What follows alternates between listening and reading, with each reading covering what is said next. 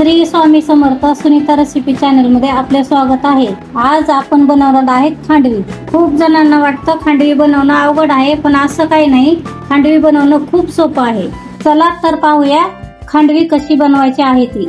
खांडवीसाठी लागणारं साहित्य: हिरवी मिरची, लसूण, अर्धी वाटी दही, 1 वाटी बेसन पीठ, कोथिंबीर चिरलेली, कढीपत्ता आणि ओलं नारळ। लसूण आणि मिरची थोडंसं मीठ घालून वाटून घेऊया।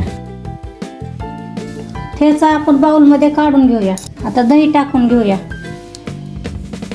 आता असं दही थोडं फिटून घेऊया। आता 1 वाटी बेसन पीठ याच्यात ऍड करून घेऊया।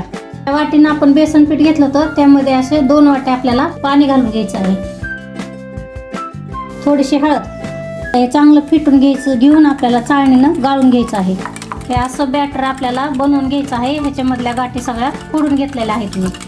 मधनं आपण असे गाळून घेऊया। आता बॅटर कढईला तेल लावून घेऊया आपण। आता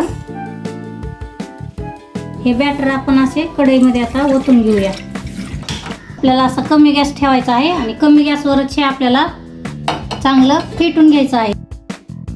चवीनुसार आपल्याला ही साखर थोडी ऍड करून घ्यायची आहे। अशा प्रकारे आपली उकड आता शिजलेली आहे। आता ही ताटावर पसरून घेऊया। अशा प्रकारे आपण ताटाला असं मिश्रण पसरवून घेऊया। एकदम पातळ लेअर करायचं असं। बॅटर आपला आता हे पसरवून झालेलं आहे पातळ असं। थोड्या वेळाने ह्याच्या थंड झालं की वड्या पाडून घेऊया। मिश्रण थंड झालेलं आहे, आपण आता ह्याच्या वड्या पाडून घेऊया। ह्याच्या अशा आता आपण रोल बनवून घेऊया। हे बघा कसं मस्त रोल झालेला आहे ह्याचा। आपली खांडवी आता तयार झालेली आहे, बघू शकता तुम्ही। आपण ह्याला आता फोडणी देऊन घेऊया। फोडणीसाठी तेल गरम करून घेऊया।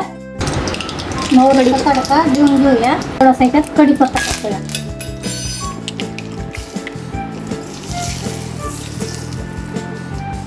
मस्त अशी फोडणी देऊन घेतलेली आहे।